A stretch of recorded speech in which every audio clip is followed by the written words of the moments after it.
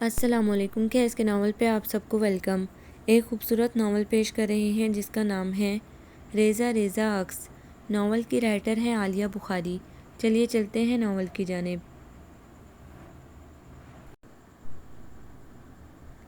لکڑی کی ہری رانچ کی جالیوں والے برآمدے میں یہاں سے وہاں تک پلنگ بچھے ہوئے تھے۔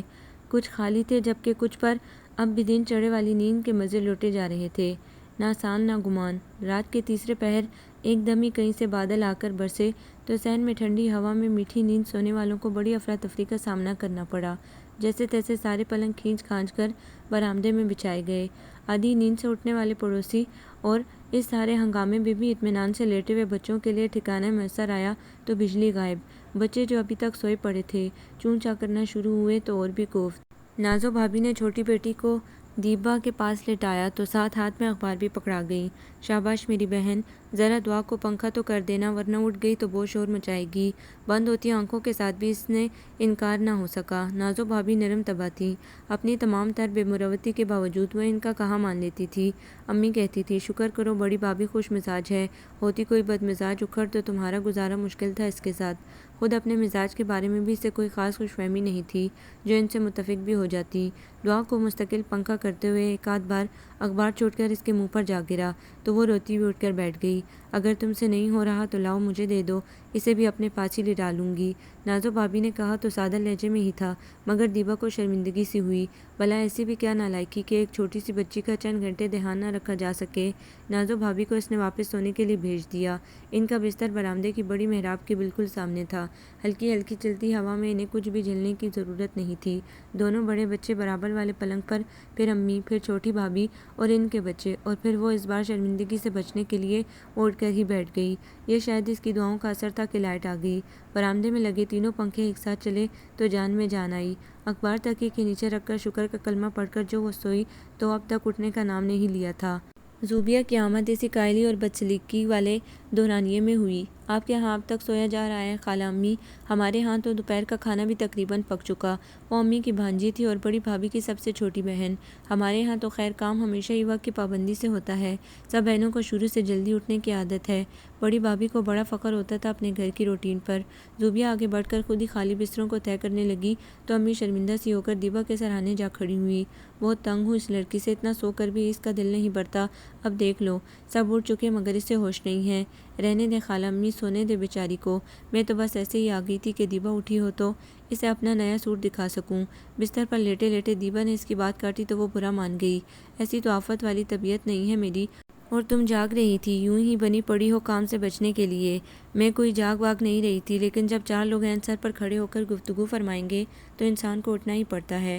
اس نے ہتھیلی کی پشت کو آنکھ پر ملا، نیند ابھی بھی آنکھوں میں بھری ہوئی تھی۔ اب باتیں نہ بناؤ، جاؤ منہ ہاتھ دھو کر ناشتہ کر لو۔ امی ہدایت دیتے ہوئے واپس جا چکی تھیں۔ وہ منہ دھو کر واپس آئی تو زوبیہ نے دو ہی بستر طے کیے تھے۔ کتنا برا لگتا ہے 11 بجے تک گھر کا یہ حال ہے۔ میری تو خیر کوئی بات نہیں، مگر کوئی اور آ جائے تو۔ زوبیہ نے اسے سمجھانا چاہا مگر اس نے حسب عادت کوئی اثر نہیں لیا۔ دونوں بھابیاں بھی تو اٹھی ہوئی تھیں، یہ باتیں تو ان کے سوچنے کی ہیں، پھیلاوا بھی سارا انہی کے بچوں کا ہوتا ہے۔ نازو بھابی پاس ہی تھی، برا ماننے کے بجائے فوراً اپنی غلطی تسلیم کرنے لگی۔ صحیح کہہ رہی ہے دیبا، مگر کیا کریں، صبح سے بچوں کے ساتھ دسیوں چھوٹے چھوٹے کام نکلتے ہیں، ایک منٹ کی فرصت نہیں مل پاتی۔ کچن سے امی سے ناشتے کے لیے آوازیں دے رہی تھی۔ وہ جلدی جلدی سارے تکیے چادریں اسٹور میں رکھ کر کچن میں چلی گئی۔ زوبیہ نے نازو بھابی کی طرف ہمدردانہ نگاہوں سے دیکھا۔ بہت بڑا دل ہے تمہارا آپا، کتنی خدمت کرتی ہو سب کی، پھر بھی کسی بات کا برا نہیں مانتی۔ بس کیا کریں، ہمارا تو دل ہی ایسا ہے۔ وہ معصومیت سے مسکرا دی۔ سب سے چھوٹا ہر وقت ان کی گود میں سوار رہتا تھا، سال کا ہونے والا تھا مگر نہ تو اسے اپنے واکر میں گھومنا پسند تھا اور نہ ہی گھٹنوں چلنے پر تیار ہوتا۔ جہاں گود سے اتارا اس بری طرح چیخ چیخ کر روتا کہ گھر والوں کو ہی درخواست کرنی پڑتی کہ نازو بھابی سارے کام چھوڑ کر اسے گود میں اٹھا لیں۔ چھوٹی بھابی بشرا ہی تھی جو بچے کی عادتیں بگڑنے کا واویلا کرتی رہتی۔ ایک دن تو جب بڑی بھابی اپنے میکے گئی ہوئی تھی، انہوں نے صاف لفظوں میں یہاں تک کہا تھا کہ نازو بھابی نے جان بوجھ کر بچے کی عادت خراب کی ہے تاکہ گھر کے کاموں سے چھٹی رہیں۔ امی نے ان کی بات کا بہت برا مانا تھا اور سختی سے تنبیہ بھی کی کہ آئندہ بولتے ہوئے وہ ذرا احتیاط رکھیں تو اچھا ہے۔ نازو بھابی بھی ان کی سگی بھانجی تھی اور بشرا سعید بھائی کی پسند جسے انہیں مجبوراً اپنانا پڑا، لہٰذا فرق لازمی تھا۔ تمہارا سوٹ تو بہت اچھا لگ رہا ہے، کب بنایا؟ ناشتہ کرتے ہوئے اس کا دھیان پھر زوبیہ کے سوٹ پر گیا۔ کئی دن پہلے لیا تھا، یوں ہی رکھا تھا، پہنا ہی نہیں گیا۔ کیسا سیا ہے میں نے؟ رات ہی سل کر آئے سوٹ کا کریڈٹ بڑی صفائی سے خود لیتے ہوئے وہ پوچھنے لگی۔ دیبا کا نوالا ہاتھ میں ہی رہ گیا۔ واقعی خود سیا ہے، بے حد خوبصورت شرٹ تھی، اور اسے پتہ تھا کہ یہ ڈیزائن اگر درزی کو دیا تو کم از کم 250-300 تو لے ہی لے گا۔ امی تو کہہ بھی رہی تھی کہ کیا ضرورت ہے اتنی محنت کرنے کی، جا کر سیدھا سیدھا درزی کو دے دو، مگر میرا دل نہ مانا، بیکار میں اتنے پیسے ضائع کرنے۔ ہائے چھوٹی خالہ کتنی اچھی ہے، ہماری امی تو 2 سوٹ سلوا کر 2 مہینے شور کرتی ہیں۔ اسے زوبیہ پر رشک بھی آتا اور اس کی بے وقوفی پر غصہ بھی۔ اگر وہ چھوٹی خالہ کی بیٹی ہوتی تو کبھی ان کاموں پر جان نہ مارا کرتی۔ یہ تو زوبیہ کو ہی شوق تھا سلیقہ مندی کا۔ تمہارے ہاں پراٹھے بہت اچھے بنتے ہیں۔ زوبیہ ناشتے میں شریک تھی، کپڑوں کے موضوع کو وہ زیادہ لمبا نہیں کرنا چاہتی تھی۔ خواہ مخواہ کوئی الٹی سیدھی بات منہ سے نکل جاتی سلائی کے متعلق۔ جھوٹ کے پاؤں کہاں بھلا، تعریف سننی تھی سو سن لی۔ امی واقعی بہت اچھے پراٹھے بناتی ہیں، سب کو پسند آتے ہیں، کوئی اور بنائے تو اچھے ہی نہیں لگتے، دیبا بتانے لگی۔ امی نے صبح کی یہ ڈیوٹی بخوشی اپنے ذمے لے رکھی تھی۔ بڑے چھوٹے دونوں بھائیوں کے آفس جانے کے وقت سے لے کر گھر کے ایک ایک فرد کے اٹھنے تک انہیں بار بار چولہے کے آگے بیٹھنا پڑتا۔ بشریٰ بھابھی البتہ ڈبل روٹی کا ناشتہ کرتی تھیں، اور ان کے دونوں بچے بھی ابھی بہت چھوٹے تھے، سو وہ بھی انڈا یا کارن فلیکس قسم کے ناشتے تک محدود تھے۔ تمہاری چھوٹی بھابھی نظر نہیں آ رہی؟ زوبیہ نے ادھر ادھر نگاہیں دوڑائیں تو ایسے بھی بشریٰ کی کمی کا احساس ہوا۔ امی سے پوچھا تو پتہ چلا وہ چھوٹے والے کو ٹیکہ لگوانے قریبی ہسپتال گئی ہوئی ہیں۔ اتنی دیر میں تو جب بھی آتی ہوں بشریٰ بھابھی کہیں نہ کہیں گئی ہوتی ہیں، پرسوں بھی جب آئی تو گھر پر نہیں تھی۔ پرسوں تو وہ امی کی کچھ چیزیں لینے گئی تھی مارکیٹ۔ دیبا نے بشریٰ کی صفائی دینی چاہی، مگر زوبیہ کے چہرے پر بڑی طنزیہ مسکراہٹ آ ٹھہری۔ تم بہت بولی ہو دیبا، یہ سب کام سے بچنے کے طریقے ہیں، ورنہ بازار تو شام کو بھی جایا جا سکتا ہے۔ ہماری بھابھی کو دیکھ لو، اپنے میکے جاتی ہے 2-4 دن کے لیے تو اسی حساب سے 4-6 سالن بنا کر فریز کر کے جاتی ہیں، ہمیں بس روٹیاں منگوانا پڑتی ہیں بازار سے۔ دیبا سے اس بار کوئی جواب نہ بن پڑا۔ تم تو خیر کام میں دلچسپی نہیں لیتی، مگر بیچاری خالہ امی پر بہت رحم آتا ہے، برا مت ماننا۔ دیبا کی نگاہیں سامنے کچن کے کھلے ہوئے دروازے سے دکھائی دیتی امی پر جا رکیں۔ بارش کے بعد موسم کچھ بہتر تو ہوا تھا، مگر پھر بھی گرمی تو گرمی ہی تھی۔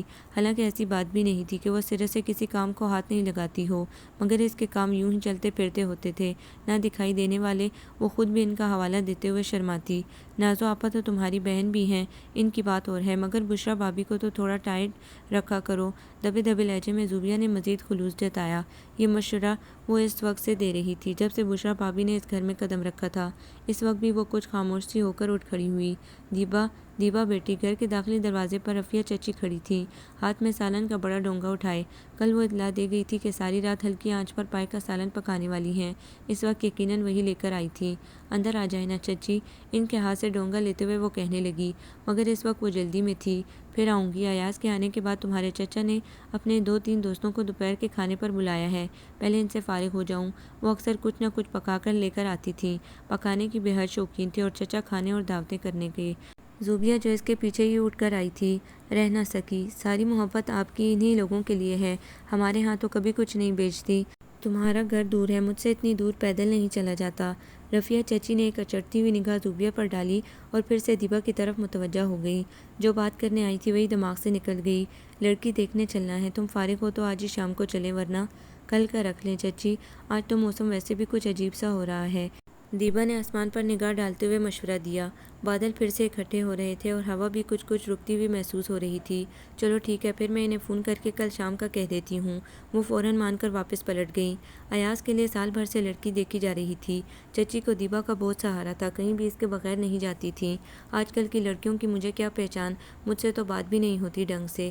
دیبا سمجھدار ہے، صحیح مشورہ دے سکتی ہے، اور بات چیت بھی اچھی طرح کر لیتی ہے۔ شہر بھر میں وہی تھی جنہوں نے دیبا کو سمجھداری کا سرٹیفکیٹ عطا کیا ہوا تھا، اور وہ ان کی محبت کے بل پر بخوشی سر کے بل بھی جانے کو تیار رہتی تھیں۔ آخر کیسی لڑکی ڈھونڈی جا رہی ہے ایاز کے لیے، جو ملنے کا نام ہی نہیں لے رہی؟ دروازہ بند کر کے واپس اندر آتے ہوئے زوبیہ بڑے تپے تپے لہجے میں بولی۔ اسے قلق بھی بہت تھا، ہزاروں میں ایک تو وہ خود تھی، مگر وہ ان لوگوں کو نظر ہی نہیں آ رہی تھی، نہ انہیں اور نہ ایاز کو۔ پتہ نہیں کیوں دیر ہو رہی ہے، میں اور چچی تو ہر لڑکی کو پسند کر آتے ہیں، مگر ہر بار کچھ نہ کچھ گڑبڑ ہو جاتی ہے۔ دیبا کی خود سمجھ میں نہیں آ رہا تھا آخر یہ کام پایہ تکمیل کو پہنچ کیوں نہیں رہا۔ وہ واپس برآمدے کی طرف جانے کی بجائے کچن میں چلی گئی۔ امی گوشت چڑھا چکی تھی اور اب دوسرے کام سمیٹنے کی فکر میں تھی۔ آپ جائیں اندر، بہت دیر سے گرمی میں کھڑی ہیں۔ بشریٰ بھابی کو تھوڑا سا کام کر کے نکلنا چاہیے تھا گھر سے۔ زوبیہ کا ازبر کیا ہوا سبق ابھی تازہ تھا تو وہ تھوڑی سی تلخ ہونے لگی۔ وہ بیچاری تو کافی کام کر کے گئی ہے۔ رات کے سارے برتن پڑے تھے، اس نے دھو کر رکھے، آٹا بھی گوندھ کر فریج میں رکھا۔ آج صفائی والی ماسی نہیں آئی، کمرے اور صحن کی بھی صفائی کی۔ وقت تنگ ہو رہا تھا ورنہ وہ برآمدے کی بھی کر جاتی۔ امی انصاف پسند تھی، انہوں نے دیبا کو تنبیہی نگاہوں سے دیکھتے ہوئے فوراً بشریٰ بھابی کی کارکردگی جتائی۔ روٹی بھی کہہ رہی تھی کہ آ کر پکا لوں گی۔ نہیں خیر، اب اتنی گرمی میں آئیں گی، روٹی پکانے میں کون سی دیر لگتی ہے، میں خود پکا لوں گی۔ دیبا کو شرمندگی سی ہوئی، اس نے زوبیہ کی باتوں میں آ کر دھیان ہی نہیں دیا تھا، ورنہ کچن بھی بالکل صاف تھا اور سامنے پھیلا بڑا سا صحن بھی چمک رہا تھا۔ محض برآمدے کی افراتفری کو لے کر زوبیہ نے اتنی باتیں بنا ڈالی تھیں۔ وہ آٹا فریج سے نکالتے ہوئے سوچنے لگی، برتن تو کھڑے کھڑے منٹوں میں دھل جاتے ہیں، اصل کام تو گرمی میں روٹی پکانا ہے۔ بشریٰ بھابی بہت عقل مند ہے، کام بھی آسان والے کرتی ہیں اور نام بھی ہو جاتا ہے۔ زوبیہ پھر تبصرہ شروع کر چکی تھی۔ دیبا خاموش رہی، شاید زوبیہ ٹھیک کہتی تھی۔ نازو بھابی کا بیٹا بری طرح چیخ چیخ کر رو رہا تھا، اسے یقیناً چند منٹ کے لیے گود سے اتارا گیا تھا۔ اب سارا دن کیا گود میں ہی چڑھائے رکھوں، میرا تو ہاتھ بھی شل ہو کر رہ گیا ہے۔ باہر سے نازو بھابی کی جھنجھلائی ہوئی آواز سنائی دے رہی تھی۔ زوبیہ بشریٰ کو چھوڑ کر بہن کی ہمدردی میں مبتلا ہونے لگی۔ بیچاری نازو آپا، عاجز کر دیا ہے بچے نے انہیں، میں جا کر ان کے بازو کی مالش کر دوں، کچھ تو آرام آئے گا۔ زوبیہ کو کچن کے گرم ماحول سے نکلنے کے لیے بہانہ مل گیا۔ دیبا روٹی پکانے کے بعد فارغ ہو کر اندر آئی تو دونوں بہنیں پنکھے کے نیچے آرام سے بیٹھی کسی بات پر بہت زور سے ہنس رہی تھی۔ اسے دیکھ کر ایک دم سنجیدہ ہو گئی۔ میں چلتی ہوں اب، امی انتظار کر رہی ہوں گی، رک جاؤ اب، کھانا کھا کر ہی چلی جانا۔ وہ ہمیشہ اس پر احسان دھر کر رکتی تھی، اس وقت بھی رک گئی۔ گھر میں پکی مونگ کی دال کی کھچڑی کھانے کا ویسے بھی موڈ نہیں ہو رہا تھا۔ دیبا واپس چلی گئی تو زوبیہ کو کچھ یاد آیا، کل پھر ایاز کے لیے لڑکی دیکھنے جایا جا رہا ہے۔ معنی خیز سی مسکراہٹ اس کے چہرے پر ابھری۔ نازو بھابی بھی ہنسنے لگی۔ دیکھنے دو، سارے شہر کی لڑکیاں بھی دیکھ لیں تو فرق نہیں پڑنے والا، خود ایاز کے منہ سے انکار نہ کروایا تو میرا نام نہیں۔ زوبیہ ہاتھ پر ہاتھ مار کر ہنس پڑی۔ جواب نہیں ہے تمہارا بھی آپا، بیچاری دیبا اور چچی کو کب تک خوار کرواؤ گی، پتہ نہیں کتنی لڑکیاں تو دیکھ چکی ہیں۔ زندگی سے اپنا حق خود وصول کرنا پڑتا ہے ورنہ یوں ہی منہ تکتے رہنا پڑتا ہے۔ سعید کی دفعہ میں ہم یوں ہی خوش فہمی میں مارے گئے تھے، ورنہ اس بشریٰ کی مجال تھی کہ اس گھر میں قدم رکھ سکتی۔ زوبیہ کے لبوں کی مسکراہٹ پھیکی پڑنے لگی۔ سعید کا حوالہ ابھی بھی دل میں تیر کی طرح چبھا کرتا تھا۔ ایاز کے لیے دیکھی جانے والی لڑکی اگلے پورے ہفتے بھی نہیں دیکھی جا سکی۔ بار بار ہونے والی بارش اور بجلی کی طویل لوڈ شیڈنگ کے دوران ہونے والی شدید خوف سارا حوصلہ ہمت ختم کر دیتے تھے۔ دیبا کی تو خیر تھی مگر خود چچی روز آج کل پر ٹال رہی تھی۔ اب اگر میری شادی کو حالات حاضرہ کے ساتھ منسلک کیا جائے گا تو یہ کام ساری زندگی بھی نہیں ہو سکے گا۔ اس روز جب وہ ان کے ہاں بیٹھے تھے ایاز نے پوری قطعیت کے ساتھ پیش گوئی کی، یہاں تو کچھ نہ کچھ ہمیشہ ہی چلے گا، آج لائٹ کا مسئلہ ہے، کل الیکشن کا مرحلہ درپیش ہوگا، کسی کے ہاں بھی انتہائی ذاتی کاموں میں اس طرح کی مداخلت نہیں ہوتی ہوگی جیسی ہمارے ہاں۔ وہ بے حد جلا ہوا تھا، واقعی بہت زیادتی ہے یہ تو، سعید سے اس کی ہم عمری بھی تھی اور دوستی بھی بچپن کی، سو وہی سب سے زیادہ غمگساری برتتا تھا۔ یہ دیبا، اس نے سامنے سے چائے لاتی بہن کو آواز دے کر قریب بلایا، یہ تم لوگ آخر ایاز کے لیے لڑکی کا انتخاب کرنے میں کتنا عرصہ لگاؤ گے؟ ایک لڑکی نہیں ڈھونڈی جا رہی تم سے، اصل میں روز تو لائٹ چلی جاتی ہے سعید بھائی، پھر گرمی اتنی ہے کہ ہمت ہی نہیں ہوتی۔ اس نے بڑی سادگی سے من و عن وہی توجہ پیش کی جو ایاز کا دل پہلے ہی اچھا خاصا جلا چکی تھی۔ سعید کی بے ساختہ ہنسی نکل گئی۔ خوب ہنس لو، خود تو تم نے یہ سارے مرحلے کامیابی سے طے کر لیے تھے، اسی لیے میری ٹینشن کا اندازہ کیسے کر سکتے ہو؟ ایاز سنجیدگی سے ناراض ہونے لگا۔ دیبا نے ایک نگاہ اس پر ڈالی، اچھا ناراض مت ہو، میں چچی سے کہوں گی، ہم لوگ کل ہی چلے جائیں گے۔ مجھے کیا پتا تھا کہ تمہیں برا لگ رہا ہے۔ کیا مطلب برا لگ رہا ہے؟ میں کیا مرا جا رہا ہوں شادی کرنے کے لیے؟ سخت توہین آمیز ریمارک تھا۔ اتنی لڑکیاں دیکھی ہیں مگر تم نے ہر بار منع کر دیا، مجھے تو اب شرم آنے لگی ہے کہیں جاتے ہوئے، اصل میں تمہاری کوئی بہن نہیں ہے نا، اسی لیے تمہیں احساس بھی نہیں ہوتا۔ دیبا نے بھی ہمدردی کا ارادہ ملتوی کر کے اسے آئینہ دکھانے کی ٹھانی۔ اب کیا آنکھیں بند کر کے شادی کر لوں؟ ظاہر ہے دیکھ بھال تو کرنا پڑتی ہے، ساری لڑکیاں خراب نہیں ہو سکتی، تمہاری نیت میں ہی فتور ہے۔ چائے کی ٹرے سامنے رکھی میز پر رکھ کر وہ اس کے سامنے بیٹھ چکی تھی۔ میں بدنیت ہوں تمہارے خیال میں؟ تم ثابت کر رہے ہو کہ تمہارے دل میں کھوٹ ہے۔ کیسا کھوٹ؟ مجھے ضرورت کیا پڑی ہے جو؟ بس میرا منہ نہ کھلواؤ، میں ہی بیوقوف ہوں۔ سیکنڈوں میں بحث کہیں سے کہیں پہنچ رہی تھی۔ گہری ہوتی رات میں سین میں بیٹھے سبھی لوگ اپنی باتیں چھوڑ کر ان دونوں کی طرف متوجہ ہو چکے تھے۔ سعید نے باقاعدہ ہاتھ جوڑے، تب کہیں جا کر معاملہ رفع دفع ہوا۔ میں بھی آئندہ کبھی جو تمہاری شادی کے معاملے میں شریک ہوئی۔ دیبا اٹھ کھڑی ہوئی۔ بہت مہربانی ہے تمہاری، مجھے بھی کوئی ضرورت نہیں تمہارا احسان لینے کی۔ حرف آخر کے طور پر یہی جملے تھے جو ان دونوں نے ایک دوسرے سے کہے۔ رفیہ چچی اور امی دونوں ہیں کرتی رہ گئیں۔ دیبا اٹھ کر ادھر ہی آ بیٹھی جہاں وہ دونوں اور بشرا بیٹھی تھیں۔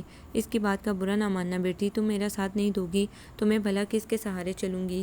میری خاطر چلی چلنا، اب یہ کام تو کرنا ہی ہے۔ چچی کا انداز عاجزانہ تھا، وہ اسے ہمیشہ منا لیا کرتی تھی۔ بچپن سے ہی وہ اس کے ننھے سے وجود کے عادی ہو گئی تھی۔ کہیں بھی جانا ہو وہ اس کی انگلی پکڑ کر چل پڑتی۔ ایاز ہاتھ ہی نہیں آتا تھا۔ دیبا ہی ان کے اکیلے پن کا ازالہ کرتی تھی۔ یہ تو میرا دل ہی جانتا ہے کہ میرے لیے تم ایاز سے کچھ کم نہیں ہو، اسی لیے اپنا حق سمجھتی ہوں تم پر۔ در حقیقت انہیں اس سے بے حد محبت تھی۔ امی کو دیبا پر غصہ آنے لگا جو ان کی اتنی محبت کے جواب میں بھی ڈیڑھ بنی بیٹھی تھی۔ جائے گی کیوں نہیں، مجال ہے اس کی جو یہ منع کرے۔ دیبا کو ماننا پڑا کہ ایاز کتنا ہی بدتمیز اور احسان فراموش سہی، وہ چچی کی خاطر اس کی کسی بات کا برا نہیں مان سکتی۔ اگلے دن نہ سہی اس اتوار کو ضرور جانے کا پروگرام طے پایا۔ دیبا زیادہ پر امید نہیں تھی، مگر کیا کیا جا سکتا تھا۔ مجھے اس طرح گھر گھر جھانکنا اچھا نہیں لگتا امی، معلوم نہیں ایاز کے دل میں کیا ہے۔ پچھلی دفعہ جو لڑکی دیکھی گئی تھی کتنی اچھی تھی، گھر والے بھی بے حد شریف اور ملنسار لگ رہے تھے، مگر اس نے صاف منع کر دیا۔ جانے سے ایک دن پہلے وہ دل برداشتہ سی امی سے کہہ رہی تھی کہ قریب بیٹھی بشرا بھابی جڑ سے بولی، مجھے تو صاف لگتا ہے کہ ایاز کسی کے سکھائے میں آتا ہے، اپنی عقل استعمال نہیں کرتا۔ امی حیران ہو کر ان کی شکل دیکھنے لگی۔ ان کو اس طرح کے داؤ پیچ سے عملاً کوئی واقفیت نہیں تھی۔ بہوئیں بھی دونوں یوں ہی آ گئی تھیں۔ نازو بھابی بھانجی تھی، بہن نے خود ان سے کہا تو وہ انکار نہ کر سکیں۔ جاوید کو انہوں نے بڑی مشکل سے راضی کیا تھا اس رشتے پر۔ اب کبھی بھولے سے بھی بیٹے کے سامنے بہو کی ہلکی سی بھی برائی نہیں کرتی تھیں۔ اور بشرا سعید کی اپنی پسند تھی، سعید کے گہرے دوست کی بہن۔ معلوم نہیں کب نظر پڑی تھی ان پر سعید کی۔ امی یا دیبا نے جاننے کی بھی کوشش نہیں کی اور بنا کسی تردد کے بشرا بھی گھر کا حصہ بن گئی۔ بس تھوڑی سی بدمزگی اس وقت ہوئی جب نازو بھابی نے اس رشتے پر اعتراض کیا۔ انہیں سعید پسند تھا زوبیہ کے لیے، اور خود زوبیہ بھی 100% پر امید تھی، مگر تقدیر کا لکھا پورا ہوا۔ زندگی 4 سال آگے نکل آنے کے باوجود بہت سے حساب صاف نہیں ہوئے تھے۔ دیبا کو بشرا بھابی کی بات میں وزن تو لگ رہا تھا، مگر آج کل اس کا دل بشرا بھابی کی طرف سے بار بار کھٹا ہونے لگتا تھا۔ زوبیہ کی طرف سے دی جانے والی بریفنگ کا کچھ تو اثر پڑنا ہی تھا۔ بشرا بھابی کچھ دیر تو منتظر رہیں کہ وہ لوگ ان کی رائے کے بارے میں کچھ کہیں گے، مگر ان کی خاموشی پر وہ بھی کچھ کہنے سے باز رہیں۔ تبھی نازو بھابی امی کے کمرے میں چلی آئیں۔ آج وہ بڑی دیر بازار میں لگا کر آئی تھی اور آتی ہی سیدھی اپنے کمرے میں چلی گئی تھی۔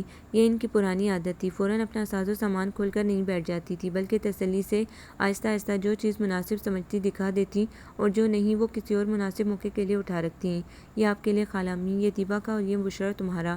ایک کے بعد ایک 3 سوٹ انہوں نے ان تینوں کے سامنے رکھے۔ دیبا نے ایک نگاہ ان کپڑوں پر ڈالی، چیختے رنگوں والے عام سستے سے سوٹ۔ سارا بازار چھان مارا، تب کہیں جا کر اپنی مرضی کے کپڑے ملے۔ نازو بھابی اپنی کارگزاری سنا رہی تھی، کپڑوں کی حالت ان کے بیان کی تصدیق کر رہی تھی۔ دیبا کا دل برا ہونے لگا، مگر وہ بھابیوں سے بحث کرنے سے ہمیشہ بچتی تھی۔ میں تو یہ کلر نہیں پہنتی، برا مت مانیے گا۔ بشرا کی آواز پر اس نے چونک کر اس کی طرف دیکھا۔ سپاٹ لہجے میں کہتے ہوئے وہ اپنے آگے رکھا ہوا سوٹ ان کی طرف بڑھا رہی تھی۔ پچھلے 4 سالوں میں نازو بھابی کی طرف سے اسے ایسے ہی 2-4 تحفے اور بھی ملے تھے جنہیں وہ ہمیشہ قبول کر لیا کرتی تھی، مگر اس بار ایسا نہیں ہوا تھا۔ تھی تو بدتہذیبی، مگر دیبا کو وہی صحیح لگی۔ کیا خرابی ہے اس کلر میں؟ نازو بھابی کو بشرا کی طرف سے اس جسارت کی امید نہیں تھی۔ چلو یہ لے لو دیبا والا۔ انہوں نے دیبا کے سامنے رکھا جوڑا بلا توقف اٹھا کر بشرا کے سامنے رکھ دیا۔ دیبا تمہارا والا لے لے گی، کیا فرق پڑتا ہے؟ دیبا کو ہنسی آنے لگی۔ فرق واقعی نہیں پڑتا تھا، تینوں ہی ایک جیسے ناقابل برداشت تھے۔ نہیں بھابی، مجھے تو یہ تینوں ہی کلر نہیں اچھے لگتے۔ آپ ایسا کریں یہ زوبیہ کو دے دیں، اگلی بار جب جائیے گا تو میرے لیے دوسرا لے آئیے گا۔ اپنی طرف سے بڑا مناسب حل پیش کر کے وہ اٹھ کھڑی ہوئی۔ دوسرے لے آئیے گا، جیسے اتنی تو فالتو پیسے ہیں میرے پاس، خود تو کبھی توفیق نہیں ہوتی کہ کسی کو ایک رومال بھی دیں۔ ہماری لائی ہوئی چیزوں میں کتنے آرام سے نقص نکال گئی۔ نازو بھابی جتنا بھی برا مانتی کم تھا، ہمارے تو سینکڑوں روپے پر پانی پھر گیا۔ ہاتھ آئی پھر بھی برائی، انہیں اپنے میاں کی کمائی برباد ہونے کا قلق ویسے بھی 24 گھنٹے رہتا تھا۔ ان کے خیال میں سعید اور بشرا چالاک تھے، جو اپنی آمدنی جمع کر رہے تھے اور سارے خرچ صرف ان کے سر پر ڈالے ہوئے تھے، حالانکہ ایسا بالکل بھی نہیں تھا۔ سعید کی تنخواہ جاوید بھائی سے کم تھی، مگر اس نے تنخواہ ہمیشہ پوری کی پوری امی کے ہاتھ پر لا کر رکھی۔ اس کی شادی کے بعد بمشکل امی نے اسے اس بات پر راضی کیا تھا کہ جتنے پیسے جاوید بھائی گھر میں دیتے ہیں اتنے ہی وہ بھی دیا کرے، مگر وہ پھر بھی الگ سے دیبا اور امی کو زبردستی کچھ نہ کچھ دے جاتا۔ ویسے بات تو ٹھیک ہے بشرا بھابی کی، یہ کلر پہننے کے لائق تو نہیں ہے امی۔ نازو بھابی بشرا کا واپس کیا ہوا سوٹ اندر لے جا چکی تو دیبا نے بیزار لہجے میں کہتے ہوئے ان دونوں جوڑوں کو اٹھا کر امی کی الماری میں رکھتے ہوئے کہا، میں تو خود بھی نہیں بناؤں گی، آپ دے دیجیے گا کسی کو۔ اچھا بس خاموش۔ امی ناراض ہونے لگی، تمہیں کوئی ضرورت نہیں ان باتوں میں پڑنے کی، بیکار میں بھائی کا دل بھی خراب ہوگا۔ اتنے ہی خیال والے ہوتے جاوید بھائی تو مجھے الگ سے پیسے دے سکتے تھے کپڑے بنانے کے لیے۔ زوبیہ کو دیکھیں، ایک سے ایک کپڑے بناتی ہے، جبکہ ان کے تو حالات بھی اتنے اچھے نہیں ہیں، پھر بھی اس کے پاس کتنے پیسے ہوتے ہیں خرچ کرنے کے لیے۔ وہ حرص کی ماری ہرگز نہیں تھی، مگر پھر بھی اتنا بڑا تضاد دل میں کبھی کبھی چبھن پیدا کرنے لگتا۔ امی کو اس طرح کی باتیں اور بھی تشویش میں مبتلا کرتی۔ انہیں لگتا تھا جیسے کہیں نہ کہیں دیبا کی تربیت میں کمی رہ گئی ہے۔ خدا کا شکر ادا کرتے ہیں، لاکھوں سے اچھے حال میں اس نے رکھا ہے، ہر ایک کو اس کے نصیب کا ملتا ہے۔ زوبیہ کو اللہ اور دے، وہ بھی بہن ہے تمہاری، اس سے مقابلے بازی مت کیا کرو۔ امی پر اس کی حسرتوں کا ذرا بھی اثر نہ ہوا۔ بہن ہوتی تو مجھے جلانے کے لیے ہر وقت اتراتی نہ پھرتی۔ وہ جنجلائی ہوئی کمرے سے باہر نکل گئی۔ امی پرسوچ نگاہوں سے کھلے ہوئے دروازے کی طرف دیکھ رہی تھی جہاں سے ابھی دیبا باہر گئی تھی۔ بہوؤں کی دبی دبی چپکلش، بھائیوں کا آپس کا کھچاؤ، اپنی بیوگی دل میں وسوسے پیدا کرنے کے لیے ایک سے زیادہ باتیں تھیں، اوپر سے دیبا کی حماقت بھری باتیں۔ آپا نے بھی معلوم نہیں کیا ٹھان رکھی ہے، بالکل خاموش ہو کر بیٹھی ہیں۔ انہیں اپنی سکر میں بیٹھی بڑی بہن یاد آنے لگی۔ آج سعید آ جائے تو فون کرواؤں گی، پتہ تو چلے کہ شجاع کے آنے میں کتنے دن باقی ہیں۔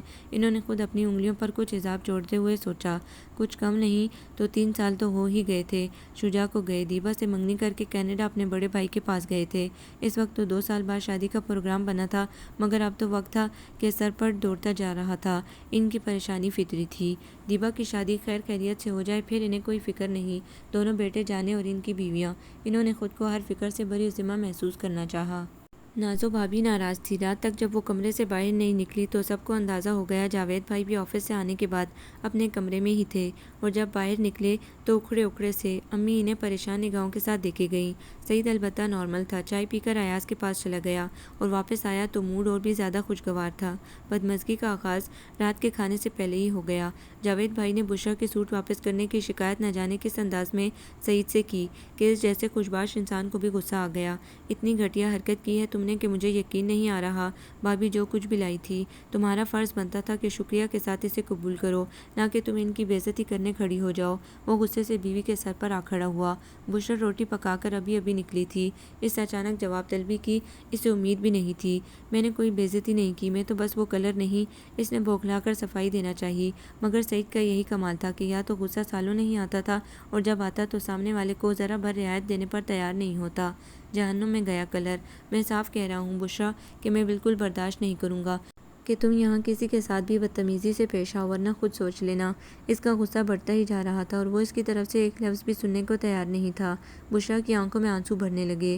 سعید کے اس روپ کا سامنا اسے پہلی بار ہوا تھا، حالانکہ امی اسے مستقل روکنے کی کوشش کر رہی تھی، مگر وہ دیر تک اس کے رونے دھونے کی پرواہ کیے بغیر اس کی خبر لیے گیا۔ اندر بیٹھی نازو بھابی نے ایک ایک لفظ سنا۔ انہیں پتہ تھا کہ سعید کو اپنے بڑے بھائی سے کس درجہ محبت ہے اور وہ ان کا کتنا احترام کرتا ہے۔ انہوں نے اسی کمزوری سے فائدہ اٹھایا تھا۔ خود جاوید بھائی کو ہی بشرا کی حالت پر رحم آنے لگا تو سعید نے ان کی سفارش قبول کی، چلو چل کر بھابی سے معافی مانگو۔ یہ آخری حکم اس کی اب تک کی کئی ساری باتوں سے زیادہ تکلیف دہ تھا، مگر وہ پھر بھی کسی معمول کی طرح اٹھی، کمرے میں بیٹھی نازو بھابی سے معذرت کی، ان کے پاس رکھا وہی ناقابل برداشت سوٹ شکریہ کے ساتھ اٹھایا اور اسے کمرے میں رکھ کر واپس کچن میں آ کر کھانا گرم کرنے لگی، بالکل ایسے جیسے ابھی ابھی جو کچھ بھی ہوا اس سے اس کا کوئی تعلق نہ تھا۔ دیبا جلدی سے اس کی مدد کے لیے آگے بڑھ آئی۔ اس وقت جو کچھ بھی ہوا اس کا اسے بے حد رنج ہو رہا تھا۔ حالانکہ زوبیہ کی باتوں میں آ کر اکثر وہ بشرا سے کھنچ جاتی تھی، مگر اس وقت اسے نازو بھابی کی فتنہ انگیزی بہت کھلی تھی، جب اصل قصوروار بھی وہ خود ہی تھی۔ اس نے ریک میں سے پلیٹیں نکالتے ہوئے کنکھیوں سے بشرا کی طرف دیکھا۔ اس کا رنگ بالکل زرد ہو رہا تھا۔ دیبا کا دل چاہا کہ وہ اس کی دلجوئی کی خاطر کچھ کہے، مگر شاید اس وقت یہ ہمدردی بھی اس کے لیے تکلیف دہ ہوتی، سو وہ چپ چاپ پلیٹیں اٹھا کر کچن سے باہر چلی گئی۔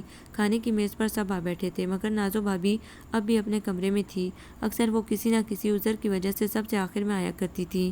دیبا محض اس خیال سے کہ کہیں سعید پھر بشرا کو انہیں بلانے کا حکم نہ دے، خود اٹھ کر ان کے کمرے کے دروازے میں آ کھڑی ہوئی۔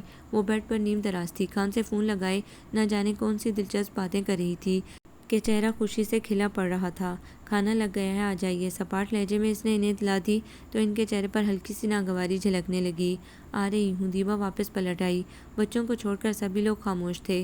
آج ہونے والی بدمزگی کا اثر اگلے کئی دن رہنا تھا۔ آج تو سعید بھائی نے حد کر دی، اتنی بے عزتی، اور وہ بھی ایک معمولی بات پر۔ مجھے تو بہت رحم آیا بشریٰ بھابھی پر۔ رات گئے جب وہ اور امی کمرے میں اکیلی تھی تو دیبا نے ان سے کہا۔ امی ایک ٹھنڈی سانس بھر کر رہ گئیں۔ آپ کو تو کہنا چاہیے تھا کہ بشریٰ بھابھی کی بات غلط نہیں ہے۔ نازو بھابھی واقعی بہت بیکار سوٹ لے کر آئی ہیں۔ اسے امی سے گلہ ہو رہا تھا، وہی تھی جو سب کو درست رکھ سکتی تھی اور انہیں اس کا حق بھی تھا، مگر وہ مایوس تھیں۔ میرے کہنے سے کوئی فرق نہیں پڑنے والا تھا، بلکہ بات اور بڑھ جاتی۔ نازو بہت تنگ دل ہے، مجھے اس کی فطرت کا اندازہ ہو چکا ہے۔ دیبا نے حیرت سے ان کی طرف دیکھا۔ اس کے خیال میں تو امی اور نازو بھابھی کے تعلقات مثالی تھے۔ وہ ان کی سگی بھانجی تھی اور ہمیشہ ہی ایسا لگتا تھا کہ امی انہیں بشریٰ کے مقابلے میں بہت زیادہ ترجیح دیتی ہیں۔ نازو کے ساتھ بنائے رکھنے میں ہی عافیت ہے، ورنہ 4 دن بھی سب کا ایک ساتھ گزارا نہیں ہو سکتا۔ امی مصلحت پسند تھی یا کمزور، اس کے لیے سمجھنا مشکل تھا۔ اگلا دن رفیہ چچی کے ساتھ جانے کا تھا۔ وقتی طور پر وہ بھابھی اور ان کے جھگڑے بلا کر پھر سے پرجوش ہو رہی تھی۔ ایاز کے دیے گئے طعنوں کا بھرپور جواب یہی تھا کہ اس بار ایسی لڑکی ڈھونڈ لی جائے کہ وہ منہ کی کھائے، اعتراض کی کوئی گنجائش اس کے پاس باقی نہ رہے۔ پھر شاید یہ اس کی نیت کا کمال تھا اور رفیہ چچی کی دعاؤں کا اعجاز۔ بالکل دیر مت کیجیے گا چچی، اس سے اچھی طرح نہیں مل سکتی۔ ایاز کے لیے دل چاہ رہا تھا کہ دیکھتی رہوں۔ واپسی میں وہ رکشے میں بیٹھی سارا وقت خوشی خوشی آگے کا پروگرام بناتی رہی۔ شیرین واقعی بے حد پیاری لڑکی تھی، 3 بھائیوں کی اکلوتی بہن۔ گھرانہ بھی بہت اچھا تھا۔ چچی خوش تھی مگر ساتھ متفکر بھی۔ انہیں ایاز کی غیر مستقل مزاجی ڈراتی تھی۔ کتنی بار وہ کوئی نہ کوئی بہانہ بنا کر ان کی منتخب کردہ لڑکی مسترد کر چکا تھا۔ بس اللہ ایاز کے دل میں نیکی ڈال دے۔ گھر پہنچ کر انہوں نے امید بھرے لہجے میں اتنا ہی کہا تھا کہ دیبا نے ان کی بات تیزی سے کاٹ دی۔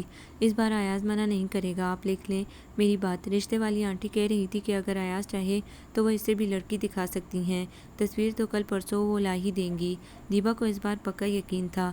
اللہ کرے ایسا ہی ہو۔ چچی کی نگاہیں دیبا کے خوشی سے چمکتے چہرے پر ٹکی تھیں۔ کب سے سوچ رکھا تھا کہ دیبا ہی کو اس گھر میں آنا ہے، مگر بیچ میں ایک دم ٹپک پڑی۔ سکھر والی خالہ، سارا قسمت کا کھیل ہے۔ انہیں اپنی دیرینہ آرزو پورا نہ ہونے کا کلک رہ رہ کر ہوتا تھا، مگر ساتھ میں شکر بھی کرتی تھی کہ دل کی دل میں ہی تھی، ورنہ آپس کے اس انتہائی مخلصانہ میل جول پر کتنا برا اثر پڑتا۔ دیبا کا اندازہ 100% درست رہا۔ ایاز جو تصویر دیکھنے سے پہلے اپنے گزشتہ تجربات کی روشنی میں اس سارے تعریفی سلسلے کو محض دیبا کی مبالغہ آرائی سمجھے جا رہا تھا، تصویر دیکھنے کے بعد خود بخود ہی قائل ہو گیا۔ شیرین کی دمکتی رنگت، خوبصورت مسکراہٹ اور نیلاہٹ مائل سبز جھلک دیتی آنکھیں، تصویر کسی بہت اچھے فوٹوگرافر کے کمال فن کا نمونہ تھی۔ ایاز نے رضامندی ظاہر کرنے میں دیر نہیں کی۔ اس بار واقعی دیبا نے کمال کیا ہے، اب تو ماننا ہی پڑے گا۔ جس دن شیرین کی تصویر آئی وہ اسی شام ان کے ہاں بہت خوش بیٹھا کہہ رہا تھا، شیرین سب کو بہت اچھی لگی تھی، اسی لیے اس کی تعریفیں بھی ہو رہی تھیں۔ دیبا بڑے فخر سے سر اونچا کیے اس طرح بیٹھی تھی جیسے ان ساری تعریفوں کی اصل حقدار وہی ہے۔ اس کے احسان فخر کو بڑھاوا دینے میں رفیہ چچی کا بھی بڑا ہاتھ تھا۔ اگر میری دیبا ساتھ نہ دیتی تو سوال ہی نہیں پیدا ہوتا تھا کہ میں اتنی دور جا کر یہ لڑکی ڈھونڈ پاتی، وہ بار بار کہہ رہی تھی اور ایاز کو اس کے سابقہ رویے پر شرمندہ بھی کرتی جاتی۔ گھر میں سعید اور بشریٰ کے جھگڑے کو ابھی محض 3 دن ہی ہوئے تھے، مگر نازو بھابھی کے میکے روانگی کی وجہ سے حالات خاصے معمول پر آ چکے تھے۔ ان کی والدہ بیمار تھی، اسی لیے وہ چند دن کے لیے وہاں گئی تھیں۔ شاید ان کی غیر موجودگی کے احساس نے ہی بشریٰ بیچاری کو سارے قصے پر مٹی ڈالنے پر مجبور کر دیا تھا۔ ویسے بھی اسے اندازہ ہو گیا تھا کہ سعید ان مردوں میں سے ہے جو اپنے غصے کے جوہر دکھا کر بیویوں کے سامنے ہاتھ جوڑتے نظر آتے ہیں۔ اپنی ساری بھڑاس نکال کر وہ بالکل نارمل تھا اور اس وقت بطور خاص ایاز کی ممکنہ شادی کی خوشی میں قبل از وقت ہی جا کر مٹھائی بھی خرید لایا تھا۔ یہ بھی کوئی تک ہے بھلا، ابھی تو صرف تصویر آئی ہے، رشتہ تھوڑی طے ہوا ہے۔ ایاز جھیم کر ناراض ہونے لگا، مگر وہ اطمینان سے باری باری سب کے منہ میں گلاب جامن دیے جا رہا تھا۔ اصل مسئلہ تو تمہاری رضامندی کا تھا، آگے کے مراحل تو یوں طے ہوئے سمجھو۔ اس کے چہرے کے آگے چٹکی بجاتے ہوئے وہ ہنس پڑا۔ چچی امی کے پاس بیٹھی لڑکی والوں کے ہاں جانے کا دن مقرر کر رہی تھی۔ انہوں نے کہلوایا تھا کہ ایاز کو بھی ساتھ لے آیا جائے تاکہ وہ لوگ بھی مل لیں۔ ٹھیک ہے، پھر اس جمعے کو چلیں گے، دیر کرنے سے کیا فائدہ۔ امی نے دن تجویز کیا تو چچی نے دیبا سے تبھی رشتہ کرانے والی آنٹی کو فون کروا کر اس پروگرام سے مطلب بھی کروا دیا۔ شکر ہے مالک کا، یہاں تک تو پہنچے۔ سعید نے ہاتھ اٹھا کر آسمان کی طرف دیکھا۔ ایاز خوش تھا، جو کسی بھی چھیڑ چھاڑ کا برا نہیں مان رہا تھا۔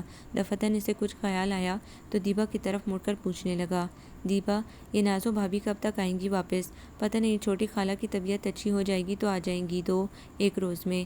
کیا زیادہ طبیعت خراب ہے ان کی؟ نہیں، زیادہ تو نہیں، بس تھوڑا بخار آ گیا تھا، اب تو ٹھیک ہے، میں صبح گئی تھی انہیں دیکھنے۔ دیبا کو اندازہ نہیں تھا کہ وہ انہیں کیوں پوچھ رہا ہے، مگر کچھ ہچکچاتے ہوئے وہ خود ہی بتا بیٹھا، میں سوچ رہا تھا کہ یہ تصویر نازو بھابی کو بھی دکھا دیں، دیکھیں کیا مشورہ دیتی ہیں وہ۔ تو وہیں جا کر دکھاؤ، چھوٹی خالہ کے گھر ایک چھوڑ 3 ایکسپرٹس کے مشورے مل جائیں گے، بھابی، خالہ اور زوبیہ کے۔ دیبا اپنی بات کہہ کر زور سے ہنس پڑی، ان کے ہاں میں جاتا نہیں، اس لیے عجیب سا لگتا ہے۔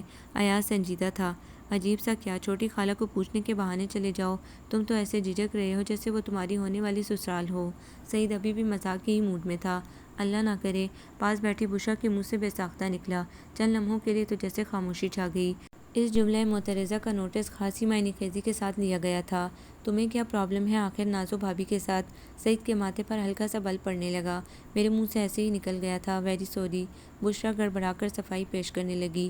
چند دن پہلے ہونے والی بے عزتی کے غم کو بڑی مشکل سے اس نے دل سے کچھ کم کیا تھا، اور اب دوبارہ سعید جیسے بے مروت کے ہاتھوں وہ سین دہرانے کی ان میں ہمت نہیں تھی۔ اس وقت وہ کچھ اچھے موڈ میں تھا، یا چچی اور ایاز کی موجودگی کا لحاظ تھا۔ بشرا کی معذرت کو قبول کر گیا۔ ایسا کرو، تم کل وہاں کا چکر لگا لینا، بھابی سے بھی مل لینا۔ فی الحال اس کی دلچسپی ویسے بھی ایاز کے معاملے میں تھی۔ بشرا نے اطمینان کا سانس لیا، اور آئندہ کے لیے مزید احتیاط کرنے کا ارادہ بھی باندھا کہ عافیت اسی میں تھی۔ لوہے کی بڑی سی الماری جگہ جگہ سے زنگ کھائی ہوئی تھی، پھر بھی مضبوط تھی۔ اندر اتنے کپڑے بھرے ہوئے تھے کہ بند کرنے کے لیے اچھی خاصی محنت صرف ہوتی تھی۔ زوبیہ نے ایک ڈھیر بمشکل اندر دھکیلا تو احتجاجاً اوپر والے خانے میں رکھے سارے کپڑے نیچے آ پڑے۔ کیا مصیبت ہے آخر؟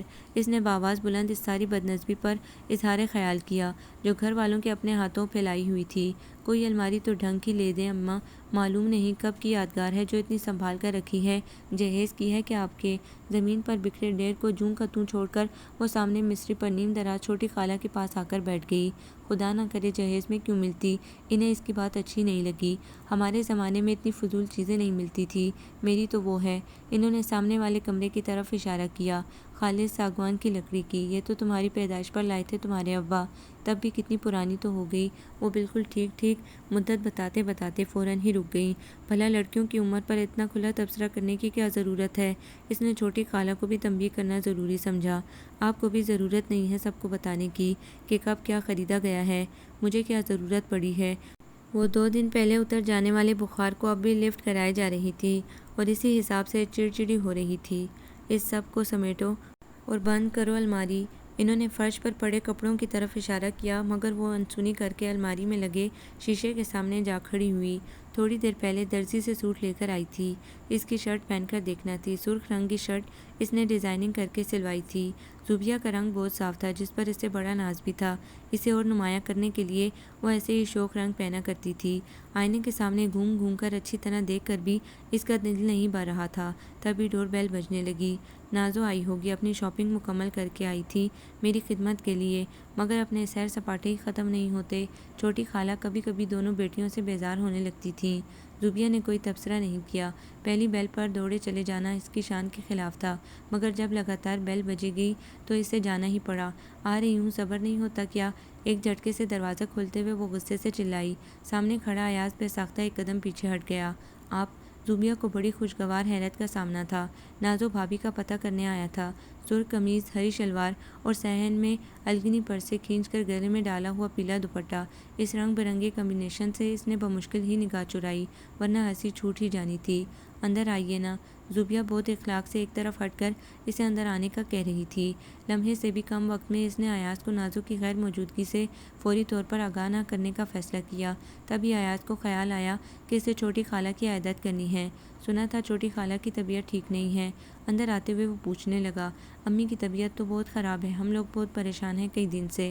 اپنی دعوت کا فوری اثر دیکھ کر اس کی خوشی کا ٹھکانہ نہیں تھا، مگر مصلحتاً پریشانی طاری کی تھی۔ اچھا، ایاز کو افسوس ہوا، چھوٹی خالہ اتنے دن سے بیمار ہیں اور انہیں دیکھنے کے لیے ایک بار بھی آیا نہ گیا۔ صحن میں جگہ جگہ گرے پانی اور فالتو سامان سے بچتا بچاتا وہ زوبیہ کے پیچھے چلتا چھوٹی خالہ کے کمرے میں آ گیا۔ وہ ابھی تک اسی نیم دراز پوز میں تھی۔ ایاز کو آتا دیکھ کر اٹھنے لگی تو اس نے بڑھ کر تیزی سے منع کر دیا۔ لیٹی رہیے، میں تو بس آپ کو پوچھنے آیا تھا۔ چند لمحوں کے لیے اسے نازو بھابھی بھی بھول گئی۔ بہت اچھا کیا، میں تو خود بستر پر پڑے پڑے بیزار ہو گئی ہوں۔ چھوٹی خالہ خوش ہو گئی۔ آج کل ان کا پسندیدہ پاس ٹائم اپنی بیماری کی تفصیلات سنانا ہی رہ گیا تھا، جو بلا توقف شروع ہو گئی۔ جہاں جہاں سے بھولتی زوبیہ یاد دلا دیتی۔ ایاز پہلے چند منٹ تو واقعی سنجیدگی سے سنے گیا، مگر جب ہر بات تیسری اور چوتھی بار دہرائی جانے لگی تو اس کی نگاہیں کمرے میں ادھر ادھر دوڑنے لگی۔ الماری کا کھلا ہوا پٹ، فرش پر لگا کپڑوں کا ڈھیر، مستری کی میلی چادر، تکیوں پر الٹے چڑھائے ہوئے کور اور مستری کے ساتھ رکھی چھوٹی سی میز پر رکھے پچھلے وقت کے کھانے کے برتن، ایک ایک کر کے سبھی اس کی نگاہوں میں آتے گئے۔ اس ساری مصروفیت میں قریب کرسی پر بیٹھی مستقل مسکراتی زوبیہ کو دیکھ کر مسکرانا بھی پڑ رہا تھا۔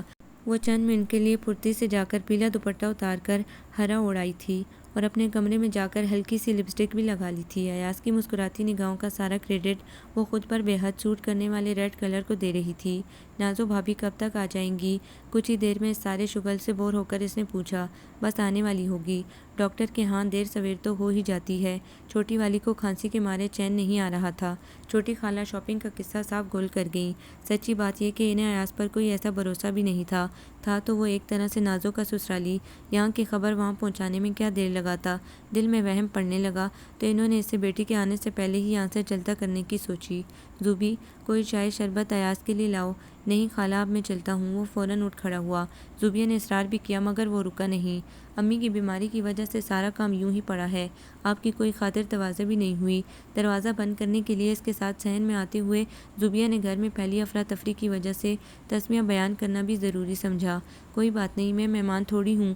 وہ سادگی سے کہتا ہوا گیٹ سے نکلنے لگا تو ایک بار پھر رکنا پڑا۔ لگتا ہے ہمارے گھر آپ کا دل نہیں لگا۔ زوبیہ کی آواز میں کھنک تھی۔ ایاز کچھ چونک سا گیا۔ شوخ مسکراہٹ لیے زوبیہ اسی کی طرف دیکھ رہی تھی۔ دیبا کے یہاں تو آپ گھنٹوں بیٹھے رہتے ہیں، وہاں تو بور نہیں ہوتے؟ معلوم نہیں وہ کیا جتانا چاہ رہی تھی۔ ایاز نے تو اس پر بھی غور کرنے کی ضرورت نہیں سمجھی۔ جواباً محض ہنستے ہوئے خدا حافظ کہہ کر وہ اپنی بائک کی طرف بڑھ گیا۔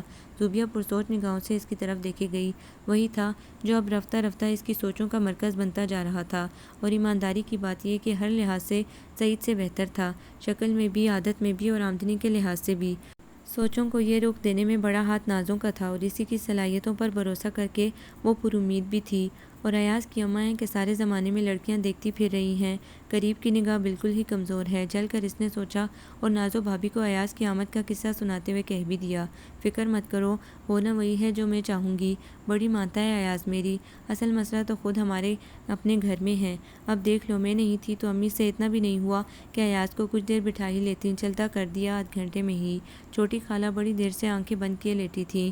بیٹیوں کی زبانی اپنی سمجھداری پر ریمارک سن کر چڑ تو گئیں۔ تمہارا خیال کر کے نہیں بٹھایا تھا، پھر کہتی کہ میری شاپنگ سے سارے جل جاتے ہیں اور دوسرے کوئی خاص ہیرے بھی نہیں لگ رہے ایاز میں۔ دیبا تو شجاع کے ساتھ کینیڈا جائے اور میری زوبی کی ساری عمر انہی چار گلیوں کو ناپتے کٹے تمہاری طرح۔ ساری بات میں نازو بھابھی کو سب سے زیادہ اپنی مثال چبھی۔ تو کہاں سے لائیں گی آپ امریکہ کینیڈا والے رشتے؟ یہاں ایاز سے بہتر لڑکا مل جائے تو میں مان جاؤں۔ وہ پوری طرح بحث پر آمادہ ہو گئی۔ چھوٹی خالہ کے چہرے پر بیزاری کے آثار نمایاں ہو رہے تھے۔ جب بھی نازو بھابھی کا قیام طویل ہونے لگتا وہ ان سے یوں ہی تنگ آنے لگتی تھی۔ اس بار ان کی بہو بھی میکے جا بیٹھی تھی سو خدمت میں کمی بھی آ گئی تھی۔ جب تمہارے لیے اتنا اچھا رشتہ مل گیا تو زوبیہ کے لیے کیا مشکل ہے؟ وہ تو ماشاءاللہ ہزاروں میں ایک دکھتی ہے، تو مجھ میں کیا خرابی تھی؟ لولی لنگڑی تھی، ہوش آواز گم تھے، آنکھوں سے دکھائی نہیں دیتا تھا۔ جذباتی ہو کر نازو بھابھی شروع ہو چکی تھیں۔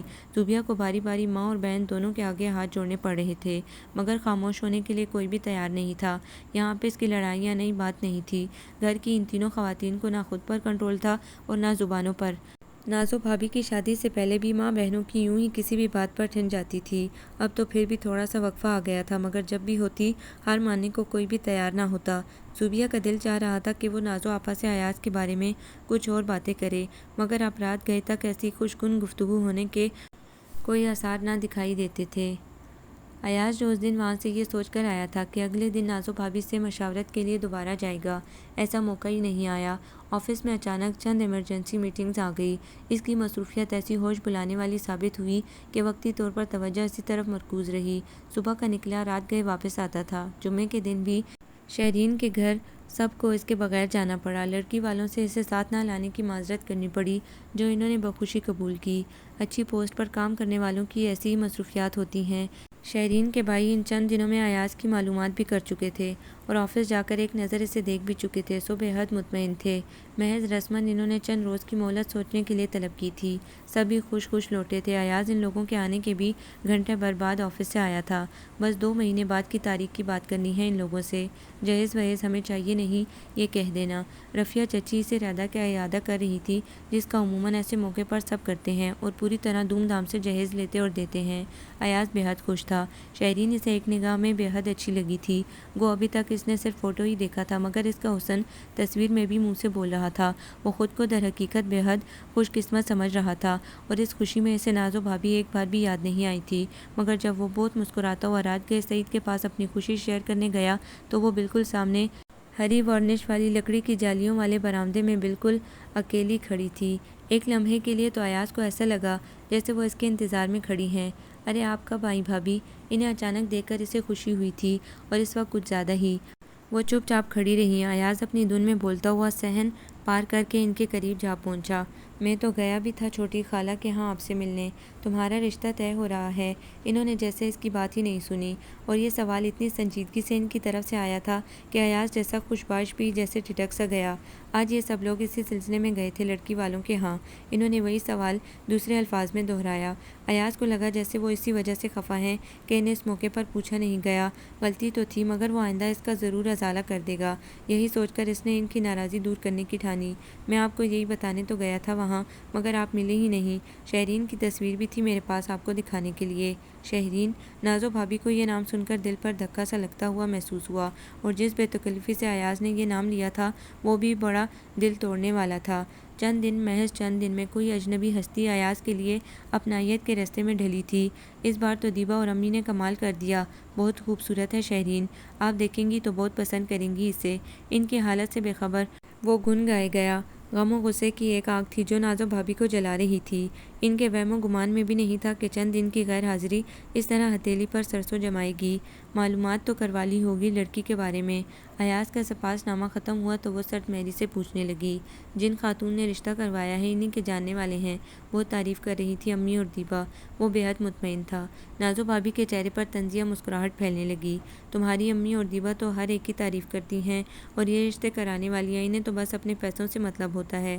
اصل میں تو تمہیں خود سارا پتہ کروانا چاہیے تھا، آخر ساری زندگی کا معاملہ ہے۔ آج کل کی لڑکیوں کا کوئی بھروسہ نہیں۔ ایاز کچھ چپ سا ہو کر ان کی شکل دیکھے گیا۔ اس بار وہ اس طرح سوچ ہی نہیں سکا تھا، ورنہ ہر بار جب بھی کوئی لڑکی اس کے لیے پسند کی جاتی، نازو بھابی کوئی نہ کوئی نکتے کی بات نکال ہی لیتی تھی۔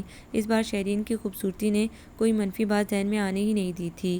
میری مانو تو تھوڑا بہت ضرور پتہ کرواؤ، ابھی تو بات تمہارے ہاتھ میں ہے، وہ ہمدردانہ لہجے میں مشورہ دے رہی تھی۔ سامنے والے کمرے سے سعید نکل آیا تو بات بیچ میں ہی رہ گئی۔ وہ شکی مزاج بالکل نہیں تھا، نازو بھابی کے خلوص پر ہلکا سا بھی شبہ نہیں کرتا تھا۔ اتنے سالوں کا ساتھ تھا اور ہمیشہ ہی بہت محبت سے انہوں نے اس کو اپنا بھائی کہا اور مانا تھا، تو ان کی بات میں ہمیشہ ہی وزن لگتا تھا۔ دل میں امڑتی بے پایاں خوشی تھوڑی سی مدھم تو پڑنے لگی تھی۔ کچن میں بچوں کے فیڈر بوائل کرنے والی بشرا نے ایک ایک لفظ سنا۔ تلخ سی مسکراہٹ اس کے لبوں پر چند لمحوں کے لیے آئی، اور جب وہ فیڈر لے کر برآمدے سے گزرتی ہوئی اپنے کمرے میں جا رہی تھی تو نازو بھابی نے چونک کر اس کی طرف دیکھا۔ انہیں خبر نہیں تھی کہ وہ اس وقت برآمدے سے بالکل ملحق کچن میں ہے۔ معلوم نہیں اس نے وہ سب سنا تھا یا نہیں۔ تھوڑا سا کنفیوژن تو انہیں ضرور ہوا، مگر بشرا کے چہرے سے کوئی اندازہ لگانا مشکل تھا۔ اب وہ کافی بدلی لگنے لگی تھی، خاص طور پر ان کے ساتھ تو وہ صرف رسمی سی بات چیت کیا کرتی تھی، سارا وقت خاموشی سے گھر کے کاموں میں اور بچوں میں لگی رہتی، یا پھر امی اور دیبا کے کمرے میں جا بیٹھتی۔ انہوں نے اس کی کوئی ایسی خاص پرواہ بھی نہیں کی تھی۔ ایاز جتنا خوشی گیا تھا واپسی پر اتنا ہی کھٹک دل میں لے کے آیا تھا۔ اگلے دن رفیہ چچی آئیں تو خاصی پریشان تھی۔ ایاز کہہ رہا ہے کہ اتنی جلدی کرنے کی ضرورت نہیں، غیر لوگ ہیں، ایک دم بھروسہ مت کریں۔ امی اور دیبا دونوں کا منہ حیرت سے کھلا رہ گیا۔ دماغ خراب ہو گیا ہے کیا ایاز کا؟ اتنی اچھی لڑکی اور اتنے بھلے لوگ۔ امی جو عموماً ایاز کا ساتھ دے دیا کرتی تھی، اس وقت انہیں ایاز پر غصہ آنے لگا۔ دیبا اتنی رنجیدہ تھی کہ اس سے کچھ بولا ہی نہیں جا رہا تھا۔ تب بھی بشریٰ چائے لے کر اندر چلی آئی۔ سارا معاملہ سن کر بھی اس کے تاثرات میں کوئی تبدیلی نہیں آئی۔ آپ برا مت مانیے گا چچی، ایاز کی شادی اب شاید ہی یہاں ہو سکے۔ بہت ضبط کرنے کے باوجود بھی وہ کہہ ہی گئی۔ اس کی صاف گوئی کی عادت خود اس کے اپنے لیے تکلیف دہ ثابت ہوئی تھی، اور کئی دن ہوئے اس نے کوئی بھی متنازع بات منہ سے نکالنے سے توبہ کر لی تھی، پھر بھی غلطی ہو ہی گئی۔ امی اور چچی دونوں ہی اس کی بہت قدر کرتی تھیں، مگر پھر بھی برا مان گئی۔ اللہ نہ کرے اچھی بات منہ سے نکالو بیٹی۔ رفیہ چچی پریشان سی واپس چلی گئیں۔ تب امی بشریٰ بھابھی کو دیر تک سمجھائی گئیں۔ تبھی باہر سے زوبیہ اور چھوٹی خالہ کی آواز آنے لگی تو وہ جلدی سے اٹھ کر باہر چلی گئی۔ چند منٹ کے لیے کمرے میں صرف دیبا اور بشریٰ ہی رہ گئیں۔ دیبا کو اس پر بہت رحم آ رہا تھا۔ آج کل مستقل اس کے برے دن چل رہے تھے۔ پہلے نازو بھابھی اور سعید کی خفگی جھیلنی پڑی، اور اب امی اور رفیہ چچی۔ امی کی ناراضی کا برا مت مانیے گا بھابھی، وہ تو بس ایسے ہی۔ اپنے طور پر اس نے بشریٰ کو تسلی دینا چاہی، مگر اس نے فوراً بات کاٹ دی۔ امی کی بات کا میں کیسے برا مان سکتی ہوں دیبا؟ وہ تو جو بھی کہہ رہی تھی میری بھلائی کے لیے کہہ رہی تھی، مگر میں نے جو کچھ بھی کہا وہ ٹھیک کہا ہے۔ دیبا حیرت سے اس کی شکل دیکھنے لگی۔ بشریٰ کے چہرے پر سنجیدگی تھی۔ نازو بھابھی ایاز کی شادی ہرگز نہیں ہونے دیں گی، میں نے بہت پہلے یہ اندازہ لگا لیا تھا۔ دیبا نے گہری سانس اندر ہی اندر اتاری۔ بات کچھ سمجھ میں آ رہی تھی۔ اپنی بے عزتی کا بدلہ لینے کے لیے بشریٰ نے جوابی کارروائی کی ٹھانی تھی۔ نازو بھابھی گھر میں جس اعلیٰ مقام پر فائز تھیں، انہیں اس سے گرانے کے لیے ایسی ہی کردار کشی کی جا سکتی تھی۔ چھی، اسے افسوس ہونے لگا۔ بشریٰ کو تھوڑا الگ سمجھنا بھی بس غلطی ہی تھی۔ نازو بھابھی پھر بہتر تھیں، جو کچھ کہنا سننا ہوتا سامنے ہی کہہ لیتی تھیں۔ بشریٰ نے اس کی خاموشی پر ذرا بھی دھیان نہیں دیا تھا۔ وہ ایاز کی شادی زوبیہ سے کرانے کے چکر میں ہیں، اور کیا خبر کروا کر ہی چھوڑیں، انہیں ہر طرح کے حالات کو اپنے فیور میں کرنا آتا ہے۔ یہ ایک اور انکشاف تھا جو وہ کر رہی تھی۔ اس بار دیبا سے ضبط نہ ہو سکا۔ بدگمانی کی بھی آخر کوئی حد تھی۔ ایسی کوئی بات نہیں ہے بھابھی، انہیں ایسا کرنے کی کیا ضرورت ہے؟ زوبیہ کے تو ویسے ہی بہت رشتے آ رہے ہیں، وہ بڑے یقین سے بشریٰ کو بتانے لگی۔ ان آئے دن آنے والے رشتوں کی اطلاع زوبیہ اور نازو بھابھی دونوں ہی کی زبانی ملتی رہتی تھی، اور اسے بجا طور پر بڑا رشک بھی آتا تھا۔ بشریٰ جواباً زور سے ہنسی، بالکل ایسے جیسے مذاق اڑا رہی ہو۔ دیبا کو تھوڑا سا برا بھی لگا۔ تبھی نازو بھابھی ایک شاپر لیے کمرے میں چلی آئی۔ لو بشریٰ، یہ تمہارا سوٹ، تمہیں وہ اچھا نہیں لگا تھا نا، اس لیے میں ایک اور لائی ہوں۔ بڑی محبت سے وہ شاپر سے سوٹ نکال کر بشریٰ کو تھما رہی تھی۔ کیسا ہے، اچھا لگا؟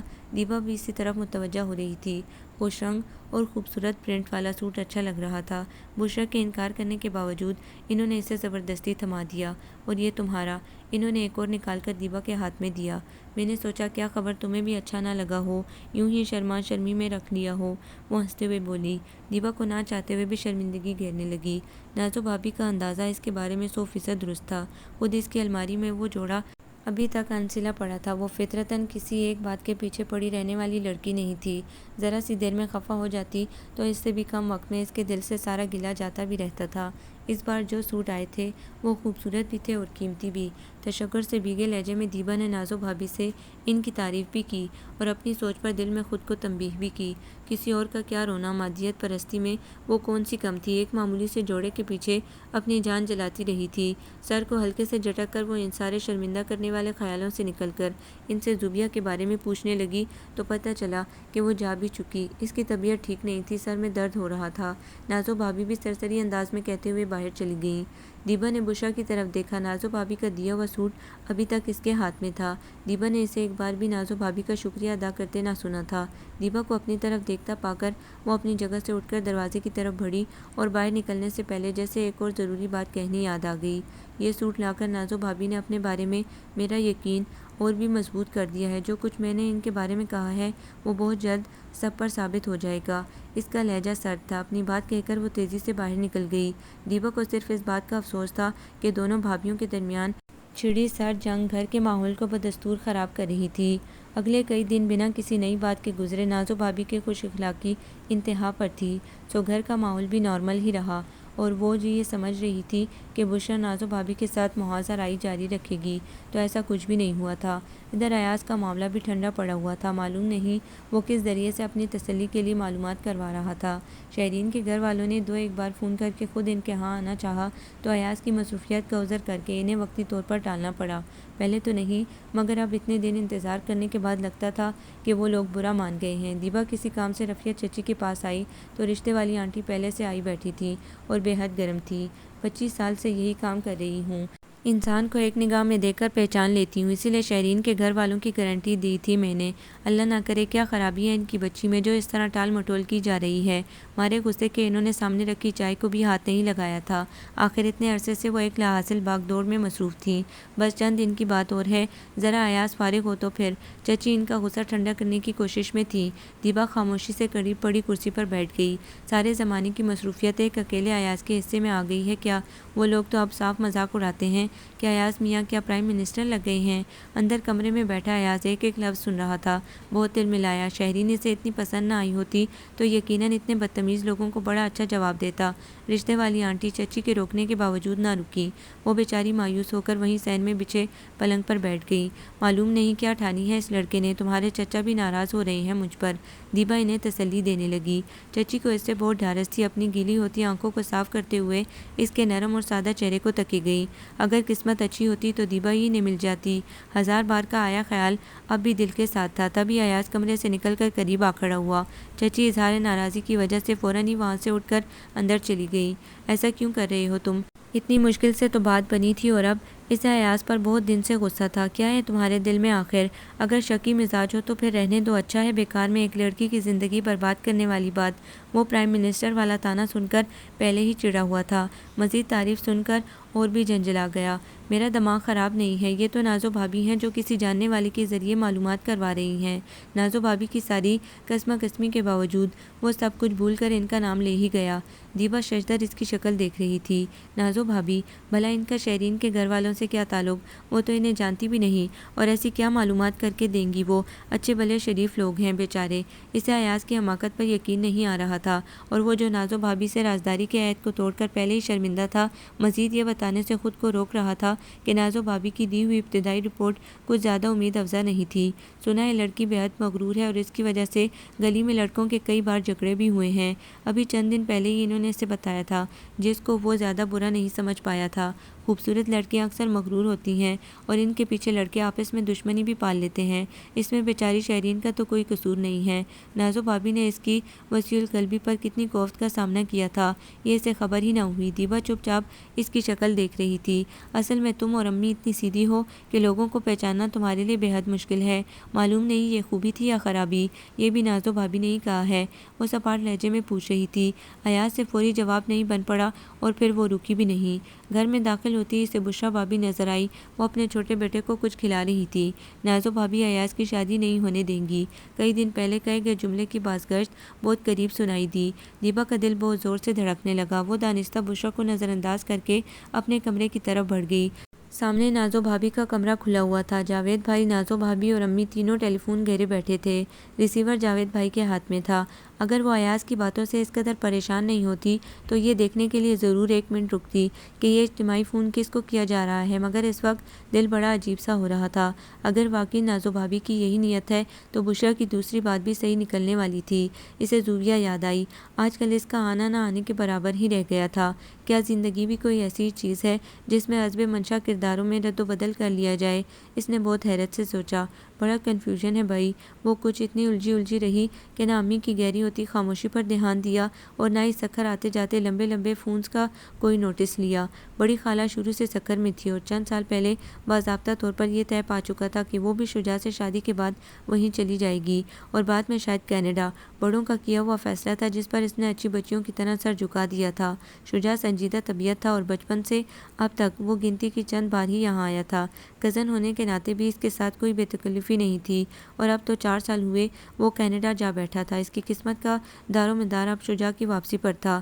زوبیہ اکثر کہتی تھی کہ شجاع اسے فون نہیں کرتا، کبھی کوئی تحفہ نہیں بھجواتا وغیرہ وغیرہ، مگر اسے بڑی خالہ کی عید بقر عید پر بھیجی گئی عیدی ہی مطمئن رکھتی تھی۔ اس حوالے سے کوئی وہم وسوسہ دل میں جگہ نہ بنا سکا۔ امی کی چپ پر بھی اس سے یہی خیال گزرا کہ وہ بھائیوں کی کسی بات پر اداس ہو رہی ہیں۔ آج بہت دن بعد زوبیہ آئی تو وہ انہماک سے کچن میں کھڑی کھیر بنا رہی تھی۔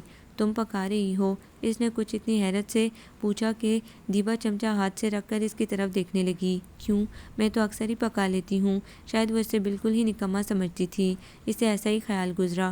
بہت ہمت ہے تمہاری، ورنہ میں تو بستر ہی سے۔ زوبی، نازو بھابی تیزی سے کچن کے دروازے میں آ کھڑی ہوئی۔ کیا فضول باتیں لے بیٹھی؟ ہماری دیبا ایسی گئی گزری نہیں ہے جو بیکار کا غم دل پر لگا کر بیٹھ جائے۔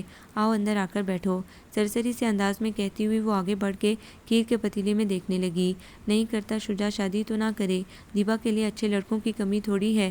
تیز تیز چمچہ چلاتے ہوئے انہوں نے جیسے کسی پڑوس سے ملنے والی خبر پر تبصرہ کیا۔ فوری طور پر تو جیسے اس کی سمجھ میں کچھ نہیں آیا، ساکت سی نگاہوں سے اسے دیکھے گئی۔ اور میں تو کہتی ہوں اچھا ہی ہے، اتنے سال سے باہر ہے، کوئی خیر خبر نہیں، کیا پتہ شادی بھی کر رکھی ہو وہاں۔ وہ کھیر میں چمچہ چلاتے ہوئے اپنی بات جاری رکھے ہوئی تھی۔ ان کی ساری توجہ کھیر پر تھی۔ لگ گئی ہے نیچے سے، لگتا ہے تم نے دھیان نہیں دیا۔ بڑا ڈونگا نکال کر دو الماری سے، میں نکال کر رکھوں اسے۔ وہ ایک دم بہت کام والی گرہستن خاتون دکھائی دینے لگی۔ دیبا کسی روبوٹ کی مانند گھومی اور شیلف سے شیشے کا بڑا ڈونگا اٹھا کر ان کی طرف بڑھا دیا۔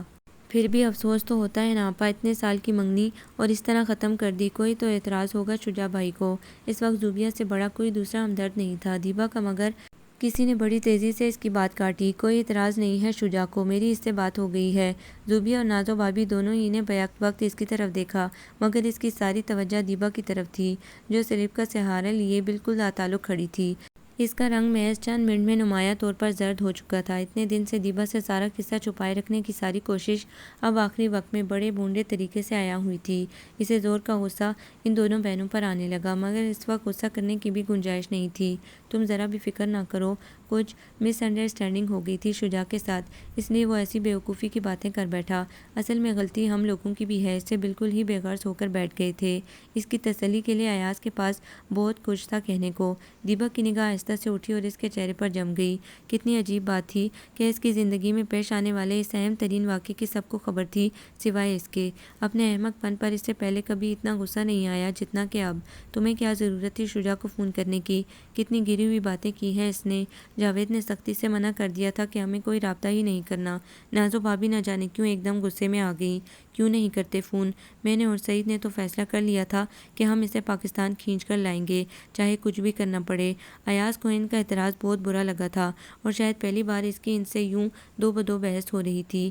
دیبا نے ایک خاموش نگاہ نازو بھابی پر ڈالی، وہ بہت بوکھلائی ہوئی تھی۔ دیبا کے دل کو ایک دم کچھ عجیب سا احساس ہونے لگا۔ ایک بے حد تکلیف دہ حقیقت اس کے دل پر اتری تھی۔ دکھ کی وہ صورت جو صرف دل کو نہیں، اعصاب کو بھی توڑتی ہوئی دل و جان سے گزرتی ہے، اور یہ محض شجاع کو کھونے کا غم نہیں تھا۔ تم بالکل ریلیکس ہو جاؤ دیبا، شجاع اپنی باتوں پر شرمندہ ہے، کسی نے اسے بہکایا تھا، کہہ رہا تھا ایک آدھ دن میں بتا دوں گا، ہم نے بھی زور نہیں دیا، ظاہر ہے کوئی جاننے والا ہی ہے، ورنہ ایاز بظاہر کتنا ہی جھگڑالو اور بدتمیز سہی، مگر اتنے برسوں کے ساتھ میں اس کے دل کی اچھائی پر دیبا کو کبھی بھی شک نہیں ہوا تھا۔ ضبط کی کوشش میں اس کی آنکھیں آنسوؤں سے بھرنے لگیں۔ کسی سے کچھ بھی پوچھنے کی ضرورت نہیں ہے ایاز، پلیز کچھ بھی مت پوچھنا تم اس سے۔ اس کے لہجے میں ایسی لجاجت تھی کہ ایاز کا سر خود بخود ہی ہل گیا۔ اور ایک بات اور، یہی تو میں کہہ رہی ہوں۔ نازو بھابی نے پھر سے مداخلت کرنا چاہی، مگر اس نے انہیں ہاتھ کے اشارے سے روک دیا۔ ان کی طرف دیکھنے کی بھی اس نے ضرورت نہیں سمجھی تھی۔ ایک فون تم نے شجاع کو میری خاطر کیا، اب ایک میرے کہنے سے کر دو، آج اور ابھی۔ اس سے کہہ دو میں اس سے شادی کے لیے راضی نہیں ہوں کسی بھی صورت، اور اب اس سلسلے میں مزید کوئی بات نہیں ہوگی۔ اس کا لہجہ جو شروع میں آنسوؤں میں بھیگا ہوا تھا، بات ختم ہونے تک مضبوط اور حتمی ہو چکا تھا۔ اپنی بات کہہ کر وہ فوراً ان لوگوں کے پاس سے گزرتی ہوئی باہر چلی گئی۔ برآمدہ خالی پڑا تھا، بشریٰ کے کمرے کا دروازہ نیم ہوا تھا۔ دیبا کے قدم ایک لمحے کے لیے اس کے کمرے کے سامنے سست پڑے، اور سر ہلکے سے احترام میں جھکا۔ زندگی میں آئی تکلیف کا مثبت پہلو یہی ہوتا ہے کہ وہ بدلے میں کچھ سکھا کر ضرور جاتی ہے۔ اس نے بھی انسانوں کی پہچان سیکھ لی تھی۔ ادھر کچن میں نازو بھابی زور زور سے بول رہی تھیں۔ لو دیکھ لو اپنی نیکی کا انجام، صاف منہ پر منع کر کے گئی ہے دیبا، بجائے اس کے کہ شکر گزار ہوتی کہ بگڑی بات کو تم بنانے کی کوشش کر رہے ہو۔ الٹا ایاز نے کچھ اور زیادہ نہیں سنا۔ اچانک نازو بھابی کی ساری اہم باتیں اس کے لیے بالکل بے معنی ہو رہی تھی۔ ایک آئینہ تھا جو غیر دانستہ طور پر دیبا اس کے آگے بھی رکھ گئی تھی، جس میں چند صورتیں تیزی سے بن اور بگڑ رہی تھیں، اور اس میں سب سے نمایاں صورت خود اس کی اپنی تھی۔ وہ خود بھی تو شجاع کے نقش قدم پر چل رہا تھا۔ اسے خود اپنے آپ پر شرم محسوس ہوئی، مگر اس کے پاس ابھی شاید وقت باقی تھا خود کو سدھارنے کا، اور ساتھ میں اپنی زندگی کو بھی۔ وہ اندر جانے کے بجائے واپس بیرونی دروازے کی طرف بڑھا تو نازو بھابی نے اسے روکنا چاہا۔ بہت ضروری بات کرنا ہے تم سے، ذرا رکو تو۔ اس نے پل بھر کے لیے رک کر ان کی طرف دیکھا، جن کے دل کی سیاہی معلوم نہیں اعمال کو کہاں لے جانے والی تھی۔ مجھے ایک نہیں دو ضروری باتیں کرنی ہیں، اور وہ بھی فوراً سے پیشتر۔ کچھ عجیب سے انداز سے وہ مسکرایا اور باہر نکل گیا۔ ایک فون اسے شجاع کو کرنا تھا اور ایک درخواست والدہ محترمہ کے حضور پیش کرنا تھی، جو شہرین والا قصہ ختم ہونے کے بعد سخت ناراض تھیں۔